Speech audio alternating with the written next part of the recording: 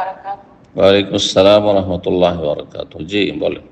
সালাতের যে সেজদাতে আর সালাম ফেরানোর আগ দুটো সময় যে দোয়া করার যে বিষয়টা, বলছি কি একটা দোয়া কি যে কোনো একটা দোয়া করা যায় নাকি একের অধিক অনেক দোয়া করা যায়, সেটা একটু জানতে চাই।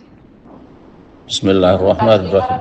জি জি, আলহামদুলিল্লাহ ওয়াসসালাতু ওয়াসসালামু আলা রাসূলিল্লাহ ওয়া আলা আলিহি ওয়া সাহবিহি আজমাইন। সালাতে সালাম ফেরার আগে এবং পরে যে দোয়া করব, সে শুধু একটি দোয়া করা যাবে না একের বেশি দোয়া করা যাবে? কোনো অসুবিধা নেই, আপনি যে কোনো দোয়া করতে পারেন। একাধিক দোয়া, একটি, আপনি দুটি, 10টি, যা পারবেন তাই করেন। যদি নিজের সালাত হয়, আপনি মুক্তাদি হলে তো ইমামের সাথে বাধা। ইমাম যদি হন তাহলে মুক্তাদিদের একটু লক্ষ্য রাখতে হবে যে বেশি আবার লম্বা না হয়ে যায়, তাদের জন্য কষ্টের কারণ হয়ে যায়। অনেকের ব্যস্ততা আছে, হয়তো অসুস্থতা আছে, বিভিন্ন ওজোর আছে, এগুলো খেয়াল রাখতে হবে। কিন্তু একাকী যখন নামাজি, তখন ফালিয়তাউল মাশা, যত ইচ্ছা লম্বা করেন। আর এখানে একটি দুটি দোয়াতে শুধু ক্ষান্ত করতে হবে এমন কোনো দলিল নেই, বরং নবী এর বিপরীত দলিল আছে। নবী সাল্লাল্লাহু আলাইহি ওয়াসাল্লাম বলেছেন, যখন আত্তাহিয়াত পড়া হয়ে যাবে, দুরূদ ইব্রাহিমে হয়ে যাবে, ওয়ালিয়াতাখাইয়ার মিনাল মাসআলাতি আজাবাহু ইলাইহি, তারপরে মুসল্লি যেন তার দোয়া চয়ন করে। আপনি বাছাইকৃত দোয়া করেন, কি কি প্রয়োজন আপনার, আজাব এলিহে, যা আপনার পছন্দ মতোই হয়, যা আপনার মনে লাগে, ব্যাস জায়েজ জিনিস চাইতে হবে, সীমা লঙ্ঘন না হয়, আর নাজায়েজ হারাম কিছু না চাওয়া হয়, অসম্ভব কিছু না চাওয়া হয়। অসাধারণও চাওয়া যেতে পারে, অসম্ভব শুধু চাওয়া যাবে না। জি, বারাকাল্লাহ ফিক। সালাম ফেরার পরে দোয়া, সালাম ফেরার পরে আসল কাজ হচ্ছে জিকির। এই মশলাটি বুঝে রাখুন, অনেকে বুঝেন না, যার ফলে সালাম ফেরার পরেই দোয়া করেন। সালাম ফেরার পরের সময়টা হচ্ছে জিকিরের ক্ষেত্র, আর সালামের আগের সময়কালটা হচ্ছে দোয়ার ক্ষেত্র। সুতরাং দোয়ার ক্ষেত্রে দোয়া করুন, এটি সুন্নতি তরিকা, আর জিকিরের ক্ষেত্রে জিকির করুন, এটি সুন্নতি তরিকা। জিকির শেষ করে নিয়ে, সুন্নতি জিকির আজকার শেষ করে নিয়ে, মোটামুটি যদি মনে করে যে আমার আরও চাওয়া রবের কাছে আছে, আমি চাইবো, একা একা সম্মিলিত মোনাজাত নয়, যে ইমাম দোয়া করবে আর মুক্তাদি আমিন আমিন বলবে, এমনটা নয়, তাহলে জায়েজ, কোনো অসুবিধা নেই। আল্লাহ তাআলা আলাম। প্রশ্ন করবেন সিজান। আসসালামু আলাইকুম ওয়া রাহমাতুল্লাহ। ওয়া আলাইকুম আসসালাম ওয়া রাহমাতুল্লাহি ওয়া বারাকাতুহু। জি স্যার, আমি আমেরিকা থেকে বলতেছি। বলেন। আমি যেখানে কাজ করতাম, এখানে কিছু হারাম জিনিসের সাথে কাজ করতে হতো, শুকরের মাংসের সাথে। তো আমি ওই চাকরি ছেড়ে দেওয়ার পরে আজকে 3 মাস হয়ে গেছে, আমি নতুন একটা জায়গায় চাকরি পেয়েছি। এখানে এই কোম্পানির নামের সাথে শিরক আছে স্যার, এই কোম্পানি থেকে চাকরি করা যায় হবে? আর যেহেতু 3 মাস কাজ করিনি, আমি খুবই ডিপ্রেশনে ছিলাম এবং আমার ঈমান অনেকটাই কমে গেছে এবং আমি ভ্রান্তির মধ্যে পতিত হয়েছি স্যার। জাযাকাল্লাহু খাইর। আপনার প্রশ্ন উত্তর বলি। দেখেন, আপনি যদি কোম্পানির অনার হতেন, মালিক হতেন, তাহলে আপনাকে আল্লাহ ধরতো যে তোমার কোম্পানির নামটা শিরকি কেন। যেমন আপনার ছেলে মেয়ের নাম যদি আপনি শিরকি নাম রাখেন তো আল্লাহ ধরবেন, কিন্তু আপনার গ্রামের মানুষরা শিরকি নাম রাখেন তো আল্লাহ তো আপনাকে ধরবে না। সুতরাং আপনি যে কোম্পানিতে চাকরি করছেন, সেই কাজটি, এটাকে বারবার আমি বলেছি, দেখেন, রোজে রিজেকের হালাল হারাম বিষয়টি বুঝতে গিয়ে বাড়াবাড়িও করবেন না, আর ছাড়াছাড়িতে লিপ্ত হবেন না। সেটা হচ্ছে যে আপনি যেই কাজটি করছেন সেই কাজটি আপনার কাছে নিশ্চিত হালাল হইতে হবে। যদি আপনার কাজগুলি হালাল হয়, তাহলে আপনার ডানে বামে অন্যরা হারাম কাজ করছে, সেটাতে আপনি ধরা খাবেন না, আল্লাহ ধরবেন না। কোম্পানিতে, বিশাল কোম্পানি, মেলা হারাম কাজ হচ্ছে, পারচেজিংয়ে, মার্কেটিংয়ে, অমুকে তমুকে, ম্যানেজাররা অনেকেই ঘুষ খাচ্ছে, হারাম কাজ করছে, কোনো অসুবিধা নেই, আপনার কাজটা হালাল হইলেই হতো। জি, সেই রকমই আপনার যদি কোম্পানির নাম শিরকি নাম হয়, কুফরি নাম হয়, যে কোনো নাম হোক না কেন, যে কোনো নাম হোক না, সেটা আপনার দেখার বিষয় নয়। জি, সেটা আপনার দেখার বিষয় নেই। আপনার দেখার বিষয় আপনি কাজটা করছেন কি, আপনার কাজটা হালাল, আপনার রুজি হালাল ইনশাআল্লাহ। সুতরাং এসব দ্বিধাদ্বন্দ্বে থাকবেন না, এগুলো শয়তানি ওয়াসওয়াসা। আপনাকে শয়তান বিভ্রান্ত করার জন্য যে আমি এতদিন আমি কর্মহীন ছিলাম, আবার এখানে এসে এতে পড়লাম, তাহলে ইসলাম বাদ দিই, কারণ ইসলাম মানলে আর মনে হয় এক কদম বাড়া যাবে না, কুফরি কথা তখন চলে আসবে। শয়তান এটাই চাই। জি, কোনো সময় মানুষ শয়তান জিন শয়তানকে সুযোগ দেবেন না। জি, আল্লাহ হেফাজত করুন। জি, আমি প্রশ্ন করবেন ইলিয়াস, জি, আপনি প্রশ্ন করুন।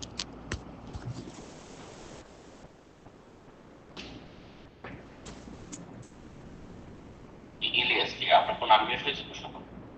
আসসালামু আলাইকুম ওয়া রাহমাতুল্লাহি ওয়া বারাকাতুহু। ওয়ালাইকুম আসসালাম ওয়া রাহমাতুল্লাহি ওয়া বারাকাতুহু। জি, জি, আমরা যারা হজে যাচ্ছি আমাদের আমাদের কোথা থেকে বলছেন? আমরা নিয়তের থেকে বলছি। জি, বলেন। জি, আমাদের হজ এবং ওমরা যেন কবুল হয়, দোয়া করবেন। আল্লাহ কবুল করুন, আল্লাহ সহি সালামতি নিয়ে আসুন, আল্লাহ কবুল করুন। হালাল রিজিক দিয়ে হজ করার আল্লাহ তৌফিক দান করুন। হারাম থেকে বেঁচে থাকবেন এবং সুন্নতি হজ করবেন, মানে শিরক বিদাত মিশ্রিত নয়। মদিনায় এসে আবার যেন শিরক বিদাত না হয়, তাহলে ইনশাআল্লাহ রুজি হালাল। আর শিরক বিদাত তাতে নেই, কাবিরা গুনাহ নেই, আপনার ফরজ ওয়াজিবে ঘাটতি নেই, হারাম কাজ এহরাম অবস্থায় করেনি, তাহলে ইনশাআল্লাহ তাআলা হজ্জে মাবরুর। জি, আল্লাহ তৌফিক দান করুন।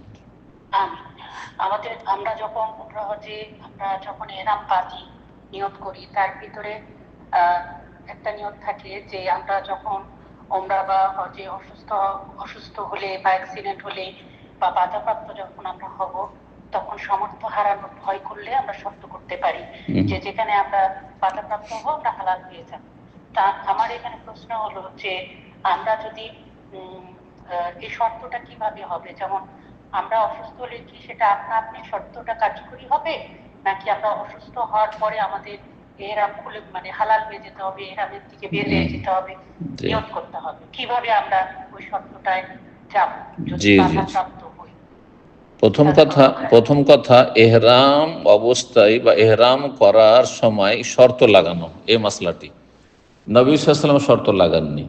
হ্যাঁ, প্রায় সাহাবায়ে কেরামদের মধ্যে সাহাবিয়াত কেউ শর্ত লাগাননি, শুধু একজন মহিলা যিনি বললেন যে আমি তো যেতে চাই কিন্তু আমি অসুস্থ, ভয় করছি যে আমি হয়তো হজ উমরা কমপ্লিট করতে পারবো না। তখন নবী সাল্লাল্লাহু আলাইহি ওয়াসাল্লাম বললেন যে হুজ্জি ওয়াশতারিতি, তুমি হজে বেরিয়ে পড়ো এবং এহরাম করার সময় শর্ত লাগিয়ে নিবে যে আল্লাহুম্মা ইন হাবাসানি হাবেসুন ফামাহিল্লি হাইসু হাবাস্তানি, হে আল্লাহ, যদি কোনো কিছু বাধাগ্রস্ত করে আমাকে, আমার অসুখ অথবা অন্য কিছু, নিরাপত্তাহীনতা, ভয় ভীতি ইত্যাদি, যে কোনো রকম হতে পারে পরিস্থিতি, সবসময় একরকম থাকে না, তাহলে ফামাহিল্লি, আমার হালাল হওয়ার স্থান হচ্ছে হাইসু হাবাস্তানি, ওখানে যেখানে তুমি আমাকে বাধাগ্রস্ত করবে।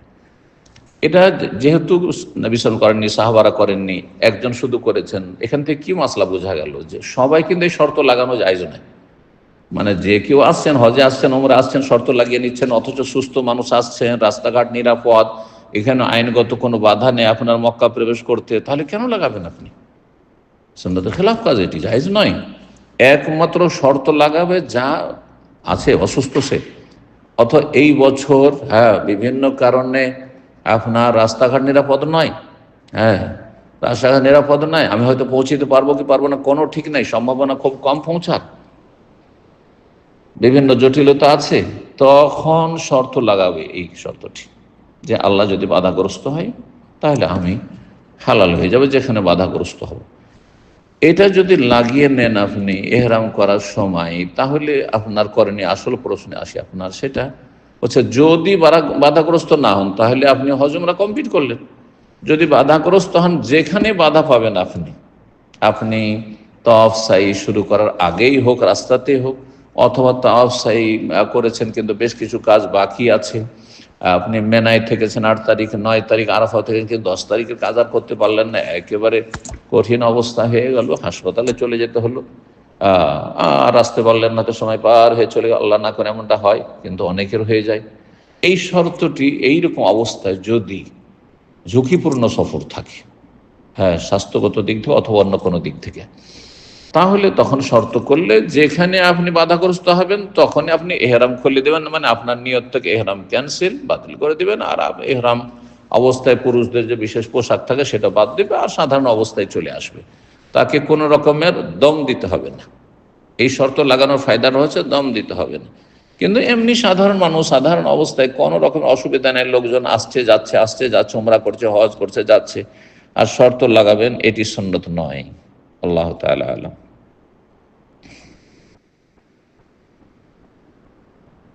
জি, হ্যাঁ, এই পর্যায়ে প্রশ্ন করবেন মঈন।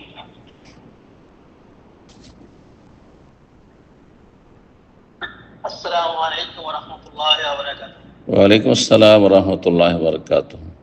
জি বলেন। নিয়ত থেকে বলছি। হাইয়াকাল্লাহ, বলেন।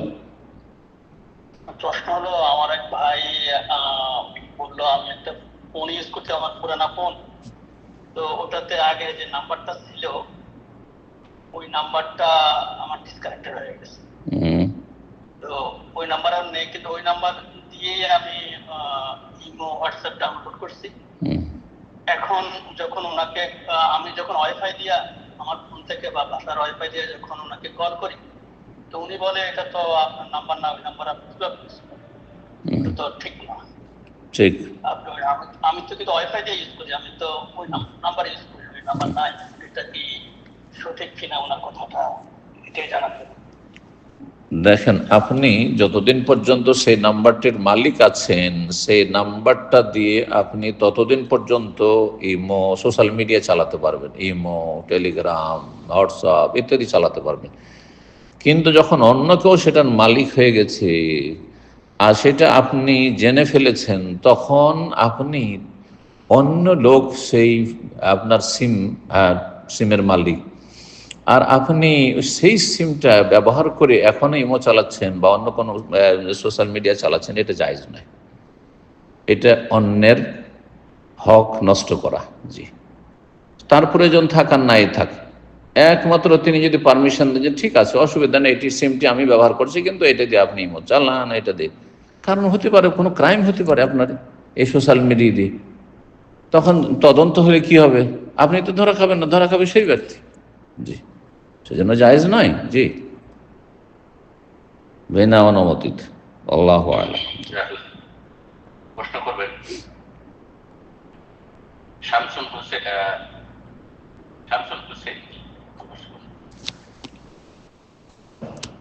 আসসালামু আলাইকুম ওয়া রাহমাতুল্লাহি ওয়া বারাকাতুহু। সাহেব, ওয়ালাইকুম আসসালাম ওয়া রাহমাতুল্লাহি ওয়া বারাকাতুহু। জি, আমার একটা প্রশ্ন ছিল। কথা, আমি আমেরিকা থেকে বলছি। জি বলেন। একজন সাহেব বলছিলেন একটা তালিমে যে মুজদালিফায় গিয়ে রাসূল সাল্লাল্লাহু আলাইহি সাল্লাম বিতির নামাজ পড়েন। কিন্তু আমরা যতদূর জানি, যতদূর জ্ঞান আছে, যে সফরে গিয়েও রাসূল সাল্লাল্লাহু আলাইহি সাল্লাম বিতির করেছেন। জি, আইটি সম্বন্ধে একটু বিস্তারিত জানতে চাই। হ্যাঁ, মাসলা আপনার খুব গুরুত্বপূর্ণ মাসলা। আমাদের বাংলাভাষী দু একজন আলেম এই ধরনের ফতোয়া দিয়েছেন, আমার কাছে খবরটা পৌঁছেছে যে তারা বলছেন যে হজ অবস্থায় থাকলে মুজদালিফায় বেতরও পড়তে হবে না আর ফজরের সুন্নাতও পড়তে হবে না। তাদের এটি মত, কিন্তু তাদের চাইতে আমাদের চাইতে অনেক বিজ্ঞ আইম্মা কেরাম, আরব ওলামায়ে কেরাম সবাই বলছেন যে না, বেতর পড়তে হবে এবং ফজরের সুন্নাত পড়তে হবে। যারা বলছেন পড়তে হবে তাদের দলিল হচ্ছে নবী সাল্লাল্লাহু আলাইহি সাল্লাম সফরে হোক আর মকিম অবস্থায় হোক, বাড়িতে হোক, কোনো অবস্থায় তিনি ফজরে 2 রাকাত সুন্নাত ছাড়তেন না। এবং বেতর সম্পর্কে বড় তাকিদপূর্ণ হাদিস রয়েছে। এই জন্য কিছু কিছু মাযহাব বেতর ওয়াজিবও বলা হয়েছে, যদিও ওয়াজিব নয়, কিন্তু নবী সাল্লাল্লাহু আলাইহি ওয়াসাল্লাম তাকিদ করেছেন, আউতিরু ইয়া আহলাল কোরআন, হে কোরআনের অনুসারীরা, হে মুসলিমরা, তোমরা বেতর পড়ো। ফাইন্নাল্লাহু ইউতিরুন ইউহিব্বুল উইতর, আল্লাহ বেজোড়কে বেতরকে পছন্দ করেন। তারপরে রাসূলুল্লাহ সাল্লাল্লাহু আলাইহি ওয়াসাল্লাম এই দুটো সুন্নতে মুআক্কাদা সবসময় আদায় করেছেন। সুতরাং যারা বলছেন যে বেতর পড়তে হবে না মুজদালিফায় আর ফজর সুন্নাত পড়তে, তাদের দলিল কি? যে জাবের রাদিয়াল্লাহু আনহু বিস্তারিত সহিহ মুসলিম হাদিস রয়েছে বিদায় হজের, তাতে এই বেতরের কথা আর এই 2 রাকাত পড়ার কথা নেই। কোনো কিছু যদি উল্লেখ না থাকে তার মানেই সেটা করেননি, এটা বোঝায় না। হ্যাঁ, যদি সেখানে থাকতো যে নবী সাল্লাল্লাহু আলাইহি ওয়াসাল্লাম সেই রাতে বেতর পড়েননি, মুজদালিফার রাতে নবী সাল্লাল্লাহু আলাইহি ওয়াসাল্লাম 2 রাকাত সুন্নাত পড়েননি ফজরের, তাহলে দলিল হইতো, অকাট্য দলিল হতো। তো সন্দেহের উপরে একটা ফতুয়া দিয়ে এই গুরুত্বপূর্ণ ইবাদত থেকে বঞ্চিত রাখা, এই ফতুয়া ঠিক নয়। বরং ঠিক ফতুয়া, রাজেহ প্রাধান্যযোগ্য ফতুয়া হচ্ছে যে আমি যেন সতর্কতামূলক এই দুটো সুন্নাতে মুআক্কাদা মুজদালিফা আদায় করে নিই। জি, আল্লাহ তাআলা আলাম। জি। প্রশ্ন করবেন দিলারা।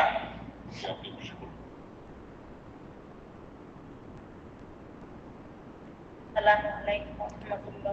ওয়ালাইকুম আসসালাম ওয়া রাহমাতুল্লাহি ওয়া বারাকাতুহু। জি, আমি ঢাকা থেকে বলছি। বলেন। আমার বড় ভাই সে একটু মানে আর্থিক দিক দিয়ে মানে কষ্টে আছে।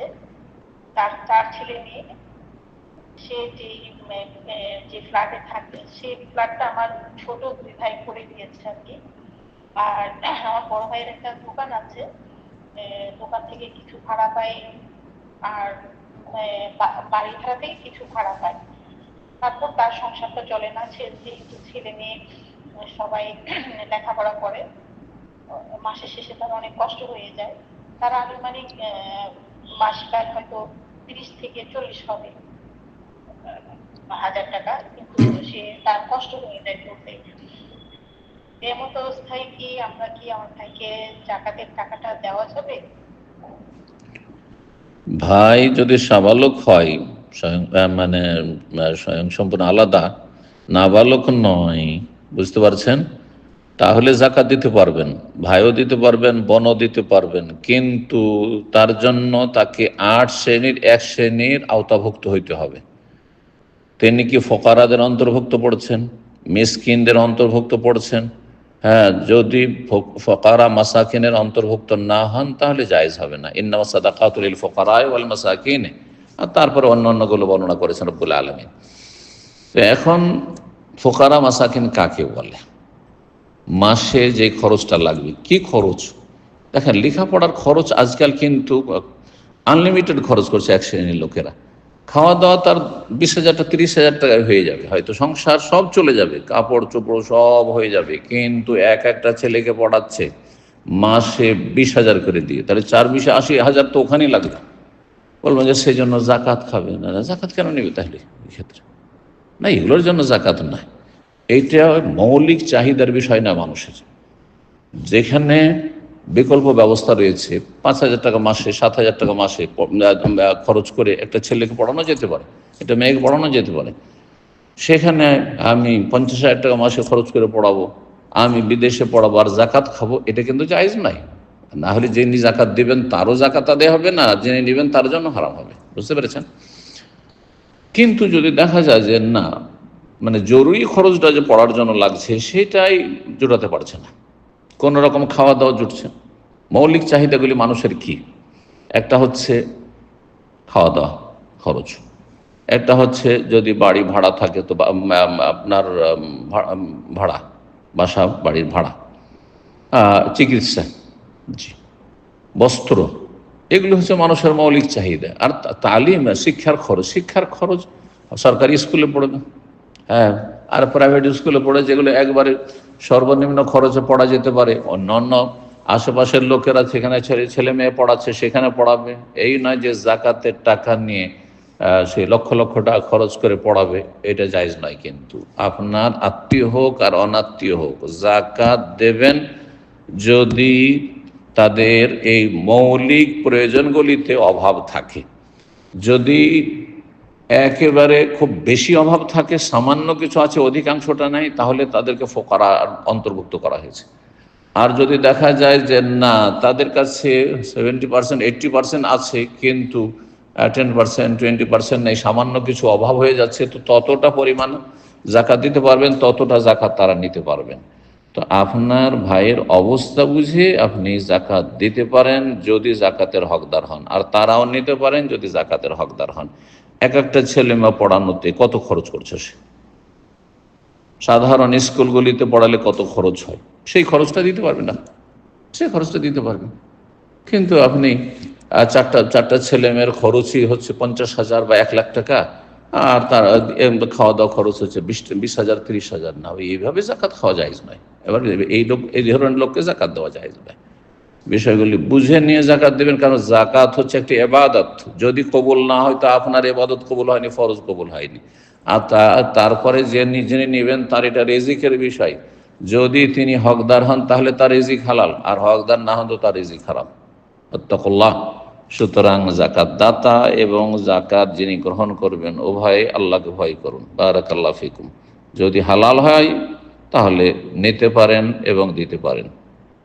আল্লাহু আ'লাম। জি।